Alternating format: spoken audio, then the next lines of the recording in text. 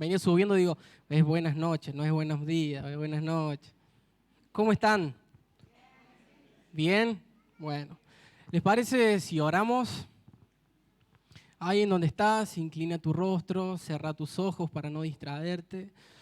Señor, queremos darte gracias por este tiempo. Papá, estamos agradecidos por este año entrante.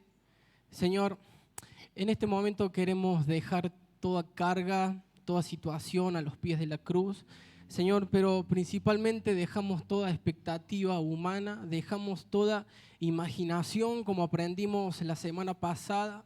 Señor, y que en esta noche nuestros ojos sean un poco más abiertos, Señor, que podamos verte aún más, que podamos conocerte y reconocerte en este tiempo, Señor. Señor, honramos tu vida. Señor, honramos el cuerpo de Cristo, honramos cada miembro de este cuerpo, honramos las gracias que hay en este cuerpo, Señor. Te damos gracias, Señor, en el nombre de Jesús. Amén. Bueno, para ir orientándolos en el mensaje de esta noche, el título de mi prédica es Crucificados, verdaderos colaboradores del propósito eterno de Dios. Un poquito largo. Le invito a que busquemos en Efesios capítulo 1, versículo 9 al 10. Yo voy a utilizar la versión NTV.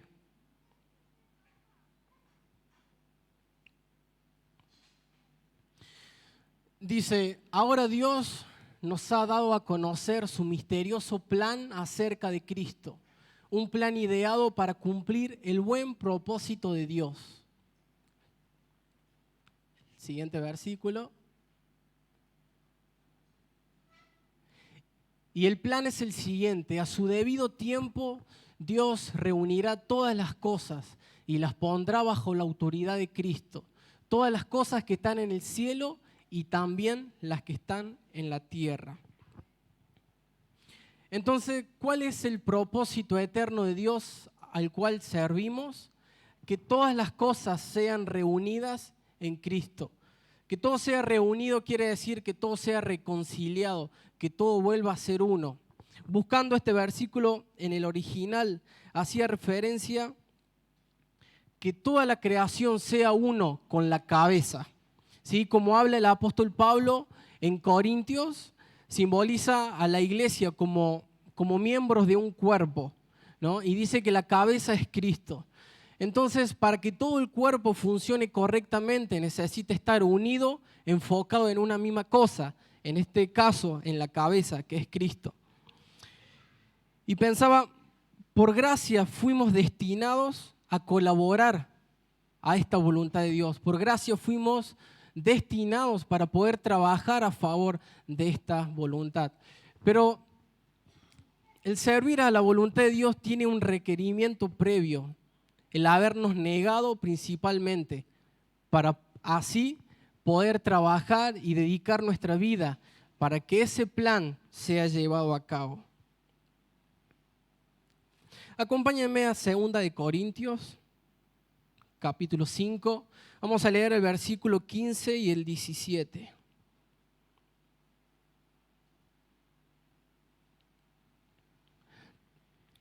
Dice el versículo 15, Él murió por todos, para que los que reciben la nueva vida de Cristo ya no vivan más para sí mismos, más bien vivirán para Cristo, quien murió y resucitó por ellos. Y el versículo 17, el 17 por favor. Esto significa que todo el que pertenece a Cristo se ha convertido en una persona nueva. La vida antigua ha pasado, una vida nueva ha comenzado. El apóstol Pablo aclara que Cristo murió para que ya no vivamos para nosotros mismos, sino que vivamos para Él. Y yo me ponía a pensar, ¿qué es vivir para uno mismo? ¿Qué sería vivir para sí mismo? ¿Qué es vivir para mí mismo? Buscando también este versículo en el original, esta frase, vivir para uno mismo, hace referencia a alguien que vive para su propia naturaleza. Y como estamos conociendo, la naturaleza que nos habita la naturaleza carnal, está corrompida por el pecado, está corrompida por todo lo que es pecado en sí. Y pensaba, alguien que se entrega de lleno a la naturaleza carnal es alguien que vive alimentando su deseo por pecar. Entonces, ¿cómo puedo identificar si una persona o si yo estoy viviendo para mí mismo cuando vivo para alimentar ese deseo por pecar? Cuando vivo alimentando el deseo de la pornografía, cuando vivo alimentando el deseo de manipular las cosas, cuando vivo alimentando el deseo de mentir, el deseo de robar, el deseo de murmurar, el deseo de dividir, y podemos dar tantos ejemplos y quizás hasta cosas sutiles. Cuando vivimos para alimentar nuestros pensamientos, que nadie los ve, cuando vivimos para alimentar lo que pensamos acerca de otra persona, cuando alimentamos nuestra mirada, y podemos estar toda la noche diciendo qué sería entregarnos a nuestra propia naturaleza. ¿Y qué simboliza vivir para Cristo? Buscando en el contexto de esto y en el original, hace referencia a alguien, escuchen esto, hace referencia a alguien que se despertó de la muerte para surgir en la vida. Como vemos en Efesios 2:5, el apóstol Pablo dice que nuestra vida sin Cristo es estar muerto en nuestros delitos y en nuestros pecados. Pero después en el segundo versículo, en el 17 que veíamos, que dice: esto significa que todo el que pertenece a Cristo se ha convertido en una nueva persona, la vida antigua ha pasado. Cuando Cristo viene a nuestro encuentro, cuando Cristo comienza a ser desarrollado en nosotros, se nos quita el velo y podemos ver claramente, ahí es donde empieza nuestra nueva vida. Y comenzamos, dice, la vida antigua ha pasado, anteriormente dice, se ha convertido en una nueva persona. Y después dice, una nueva vida ha comenzado.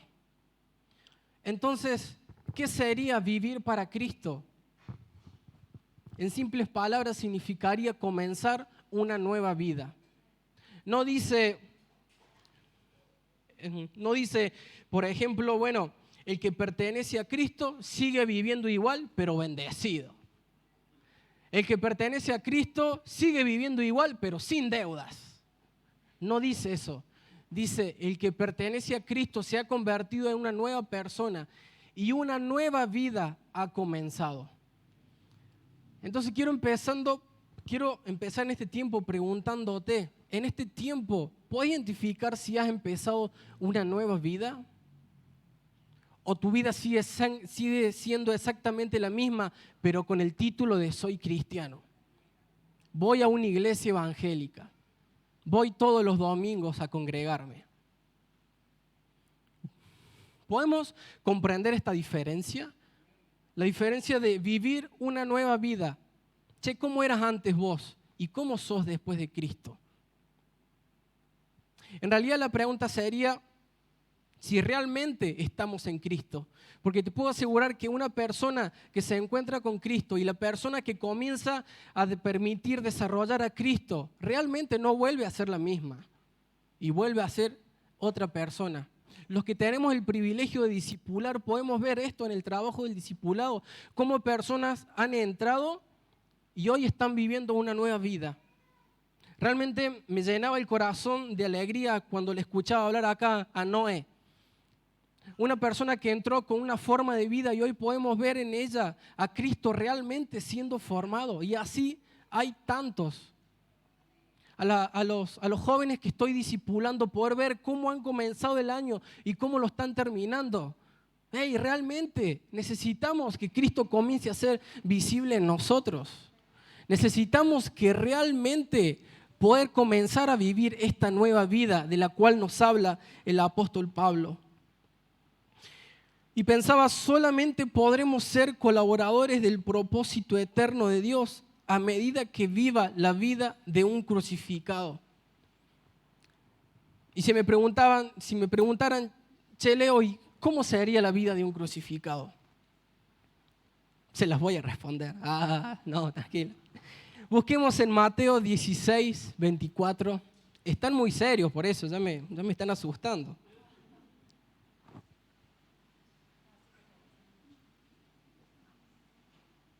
Mateo 16, 24 dice: luego Jesús dijo a sus discípulos: si alguno de ustedes quiere ser mi seguidor, tiene que abandonar su manera egoísta de vivir, tomar su cruz y seguirme. Alguien crucificado es quien se niega constantemente a su propia manera de vivir para poder vivir para alguien más, para Cristo. Y el hecho de poder vivir para la voluntad de alguien más, en este caso de Cristo, me hace ser de pasar a un simple asistente a una congregación de una persona común y corriente que asiste a una iglesia, a pasar a ser un colaborador. Y busqué en el diccionario qué es un colaborador. Colaborador es una persona que trabaja con otra en la realización de una tarea común. Se los vuelvo a leer. Colaborador es una persona, somos personas, ¿no? ¿Sí? ¿Estamos de acuerdo hasta ahí? Es una persona que trabaja con otras, en la realización de una tarea común, el propósito eterno de Dios. Todos somos colaboradores. El colaborador no es únicamente el pastor, no es únicamente el líder, no es únicamente el que canta, no es únicamente el ujier. Todos somos colaboradores del propósito eterno de Dios. Pero déjame decirte, el propósito eterno de Dios está lejos de estar en una congregación todos juntos cantando. El propósito eterno de Dios tiene que ver con cuánto de Cristo se está desarrollando en vos y cuánto de Cristo están viendo en la calle en vos y cuánto de ese Cristo comienzan a reconciliarse con Dios.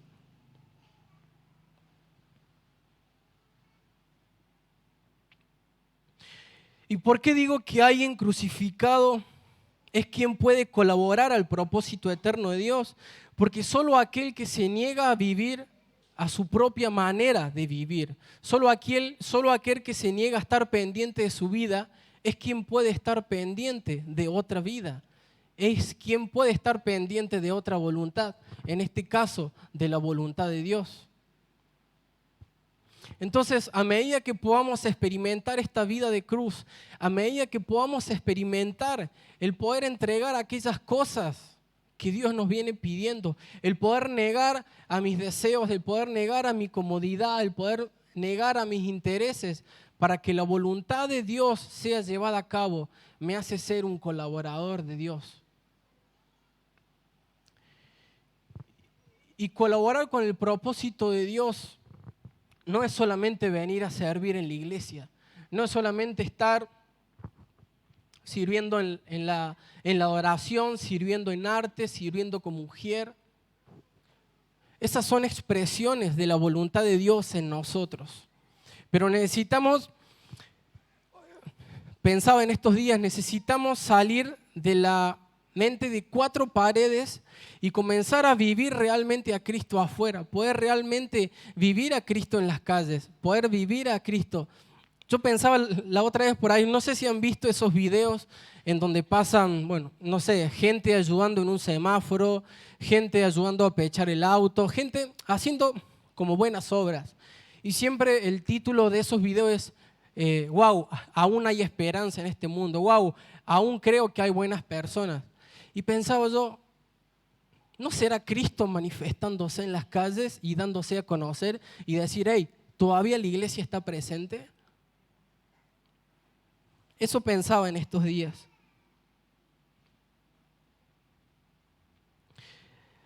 Esta mañana estaba leyendo el versículo donde Jesús le dice a algunos seguidores, sígueme. Y un seguidor le dice, Señor, quiero seguirte, pero espera que voy a enterrar a mi padre. Señor, te sigo, pero espera que me despida de mi familia y voy. Y yo pensaba, si hoy trasladamos ese contexto a la actualidad y está el Señor diciéndote, necesito que comiences a colaborar para mi propósito eterno. Sí, Señor, tengo todas las ganas de colaborar, pero este año no, este año quiero estar relax, este año quiero estar tranqui, quiero disfrutar de mis hijos. Que el Señor te diga, hey, necesito que te pongas las pilas y comiences a colaborar a mi propósito en tu trabajo. Sí, pero vos sabés que yo quiero colaborar, pero ahí todos me quieren, le chupo las medias a mi jefe, entonces tengo un aumento cada tanto. Y así lo podemos llevar a tantos ejemplos. ¿Por qué? Porque no se puede colaborar al propósito eterno de Dios sin antes haberme negado a mis deseos, a mis intereses, a mi comodidad, a mis propias cosas que deseo vivir.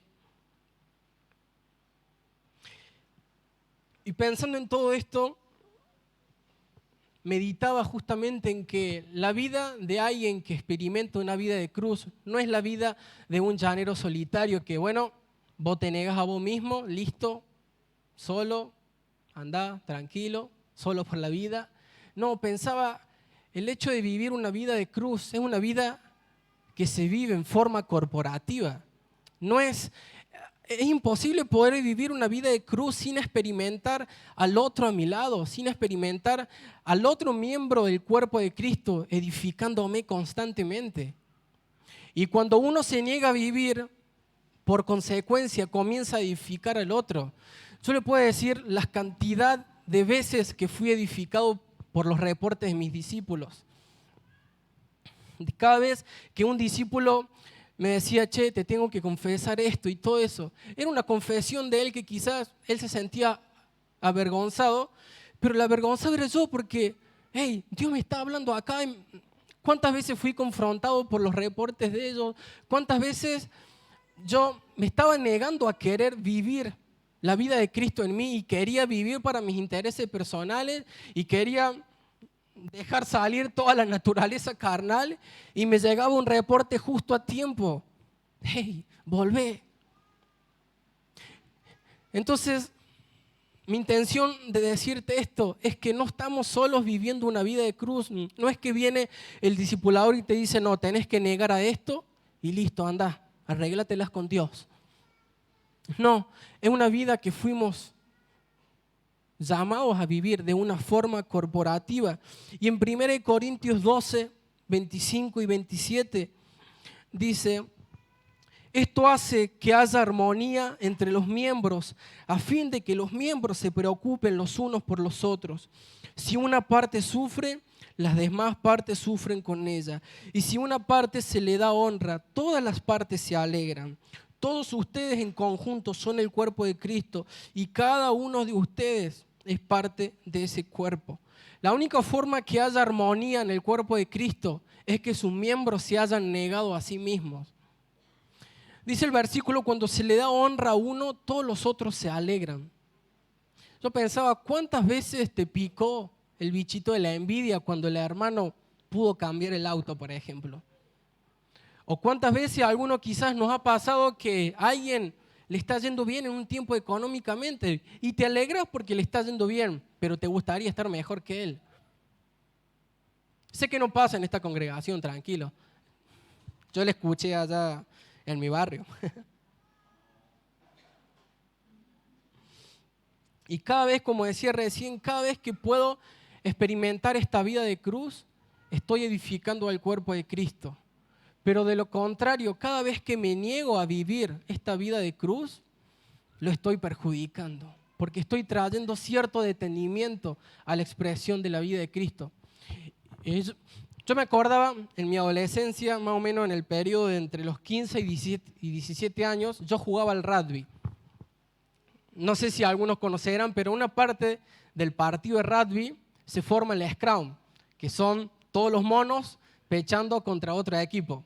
A mí siempre mi familia me decía, ¿por qué se pegan tanto por una pelota? Dice, ay, no entendés nada. Le decía.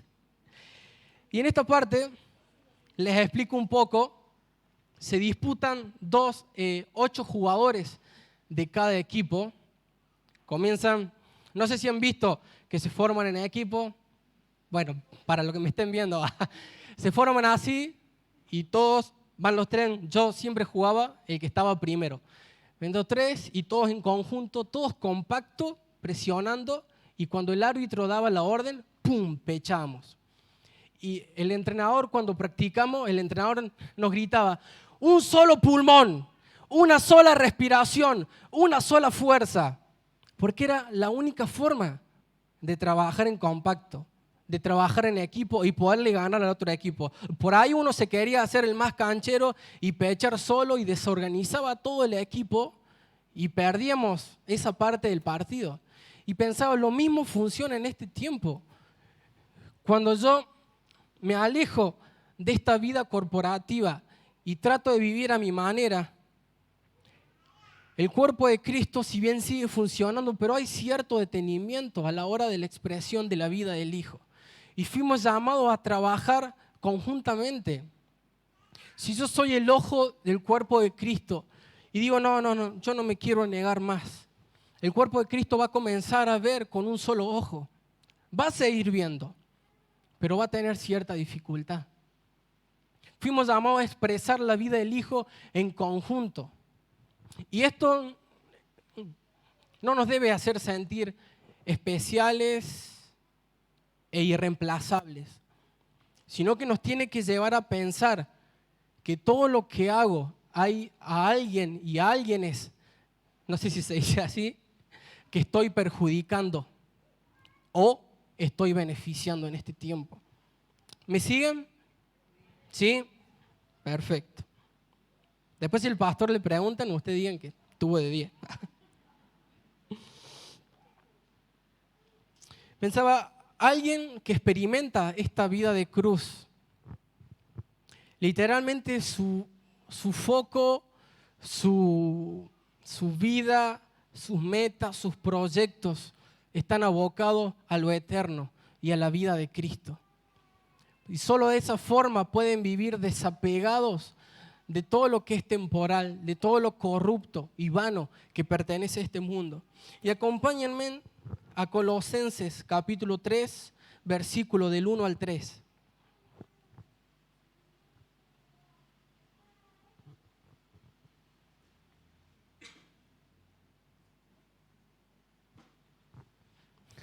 Dice, ya que han sido resucitados a una vida nueva con Cristo, pongan la mira en las verdades del cielo, donde Cristo está sentado en el lugar de honor a la derecha de Dios.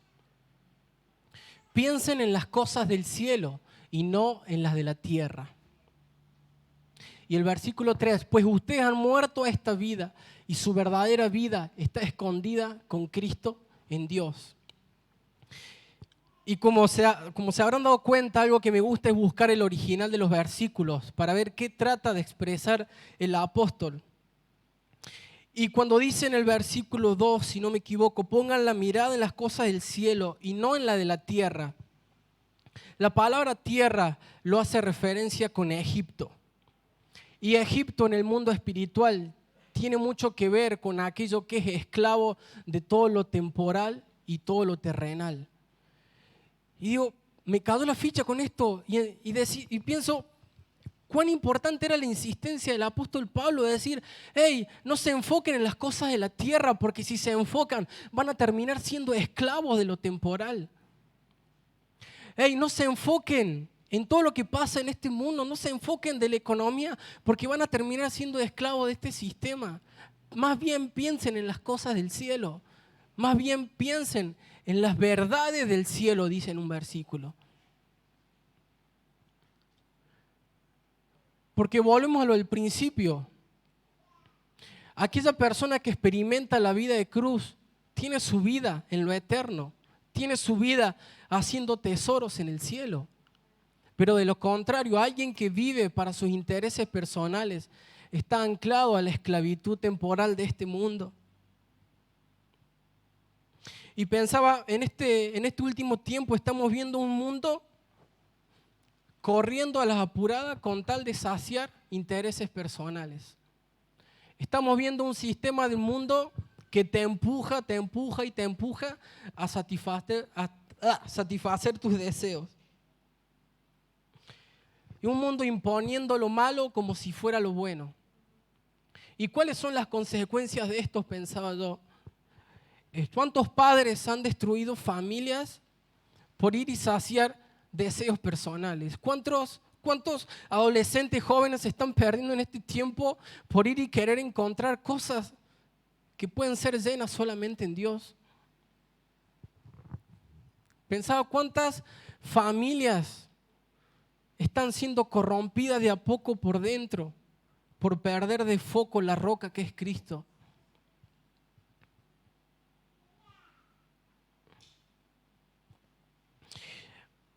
Y pensar en esto me hacía comprender aún más la importancia y la necesidad de que el propósito eterno de Dios sea cumplido.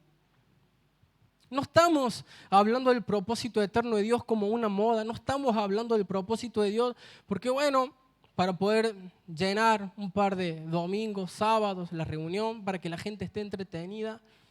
¡Hey, iglesia! Esto se trata de una cosa seria. En este tiempo, como iglesia, estamos siendo movidos a comprender esto y a entender la necesidad de Cristo siendo expresado y manifestado en las calles. Y esto es el propósito eterno de Dios.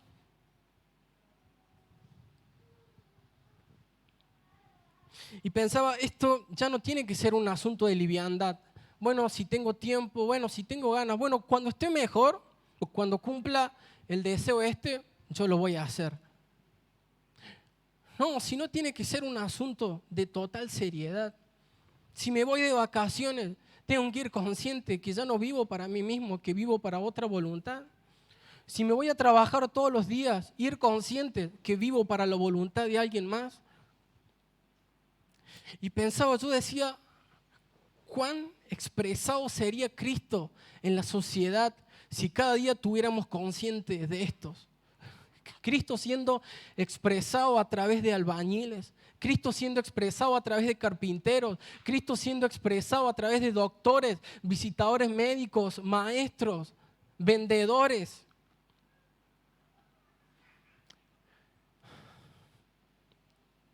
¿Cuán rápido avanzaría el reino de los cielos si tuviéramos como prioridad la voluntad de Cristo en nuestras vidas? Y pensaba que todo comienza en casa. Necesitamos estar conscientes todos los días que el propósito eterno de Dios se esté cumpliendo en nuestros hogares. Como padres, y yo ahora como que siento un poco más esta responsabilidad. Como padres necesitamos inculcarle que hay un propósito eterno por el cual trabajamos a nuestros hijos. Y luchar y meter la ficha y esforzarnos para que ellos puedan experimentar esta plenitud que estamos viviendo y no que puedan experimentar toda la corrupción que se está viviendo en este sistema. Quizás no podemos hacer nada por cambiar el mundo, por ir y cambiar la sociedad y que todo se dé vuelta. Pero sí podemos hacer a nuestra generación y a nuestra descendencia parte de este propósito eterno. Que no basta con solo venir a la iglesia, que no basta con solo insistirle, vengan a la reunión de jóvenes. Sino que podamos ser instruidos y que podamos aprender a instruir a nuestros hijos. Con mi esposa, este año y el año pasado y este año estamos liderando el grupo de adolescentes. Y no por hablar mal ni nada, pero un factor común es que mi padre no son lo mismo en mi casa que son en la iglesia. Y pensaba, no, si esa es nuestra realidad, no tenemos autoridad para reclamarle a alguien. Sino al contrario, necesitamos ponernos firmes y que el propósito eterno de Dios sea gestado en nuestra vida. Y en nuestra vida, en nuestra familia, en nuestro barrio y así hacia las naciones. Sí, oramos por Australia, sí, oramos por las guerras que se están rumoreando, pero ¿cuánto estamos intercediendo porque este propósito sea llevado a cabo en nuestra familia? ¿O cuánto estamos intercediendo para decir, Señor, abrí mis ojos, quiero verte, quiero conocerte de esto que tanto están predicando? Lo más fácil que nos sale a hacer es criticar y sacarnos de encima la responsabilidad que esto nos compete.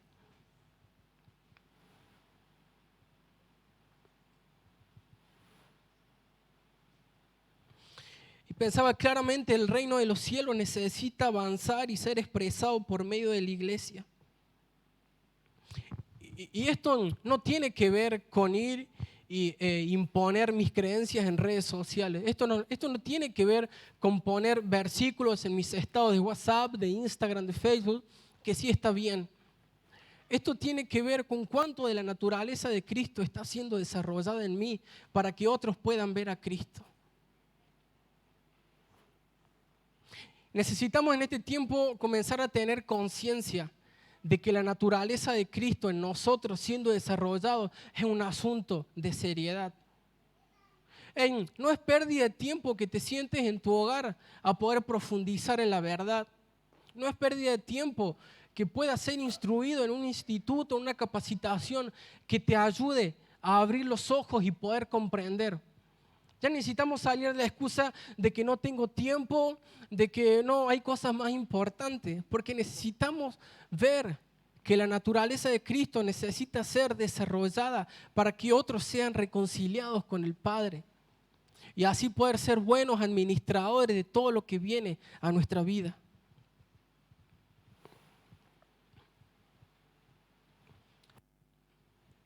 En Gálatas 2:20, seguro lo conocen el versículo, el apóstol Pablo dice, ya no vivo yo, sino que Cristo vive en mí. Iglesia, que en este año esto pueda ser una oración todos los días. Me levanto, Señor, no quiero vivir yo, quiero que Cristo viva en mí. Señor, cuando vas a trabajar, Señor, que en el trabajo no me vean a mí, sino que puedan verte a vos.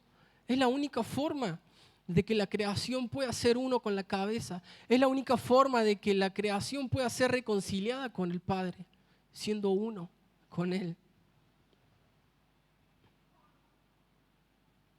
¿Me pueden ayudar los chicos poniendo una música que les pedí?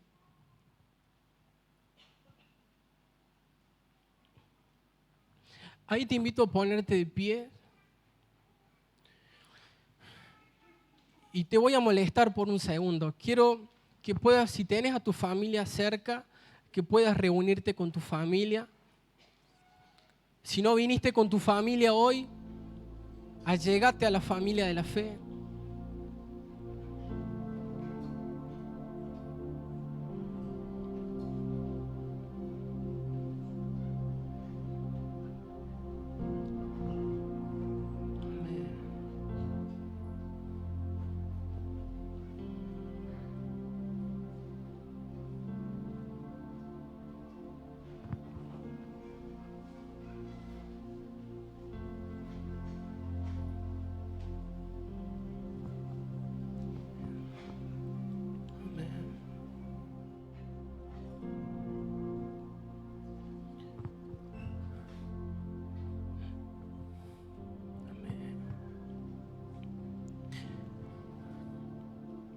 Necesitamos tomar el compromiso de que el propósito eterno de Dios comience en nuestra familia. Por consecuencia se va a dar a conocer afuera. Por consecuencia otros van a conocer a Cristo en nosotros. Ahí aprovecha este tiempo con tu familia. Si sos el padre, la cabeza de orar, del hogar, comienza a orar por tu familia. Papá, como familia,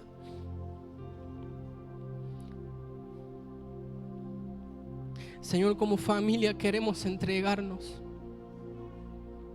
Señor, como familia queremos entregarnos, teniendo en claro lo que esto significa. Señor, como familia nos entregamos. Señor, y queremos verte. Queremos ver al Cristo que predicamos. Queremos ver al Cristo que creemos. Queremos verte, Señor. Así como dijo Job, de a oídas te había oído, pero hoy mis ojos te ven. Señor, que nuestros ojos sean abiertos y podamos verte.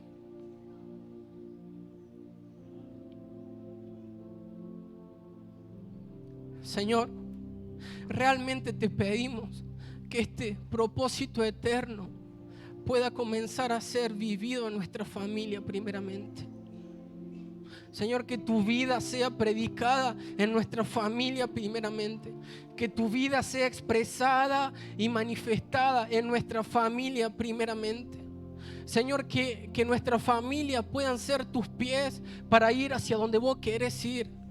Señor, que nuestra familia sean esos brazos para abrazar lo que vos querés abrazar.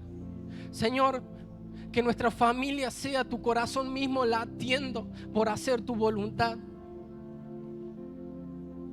Señor, sabemos que no somos perfectos y que esto no sucede de la noche a la mañana, Señor, pero como familia estamos abiertos a tus procesos, estamos abiertos a tus pruebas, estamos abiertos porque realmente queremos ser fieles colaboradores y fieles administradores de tu propósito eterno, Señor. Papá, gracias porque en tu gracia nos vistes aptos para poder trabajar por esto. Gracias, Señor. Ahí aprovecha unos minutos más con tu familia para orar, para interceder, para darle gracias a Dios. Si necesitas dar una palabra de afirmación, dáselo. Si necesitas pedir perdón en este tiempo, hacelo. Si necesitas felicitar, alentar, hacelo. El Espíritu Santo está abriendo un tiempo también de reconciliación en la familia. El Espíritu Santo está abriendo un tiempo también en donde su vida comienza a ser manifestada, trayendo orden en donde no lo había.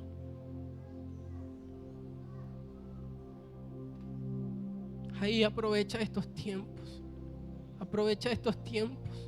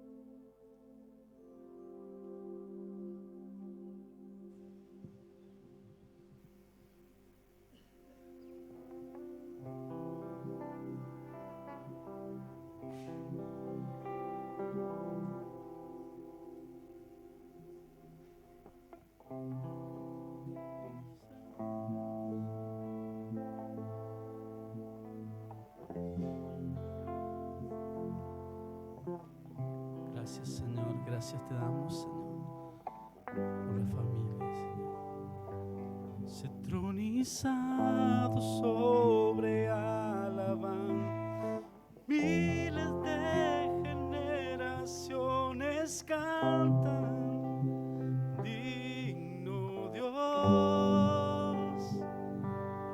hacia ti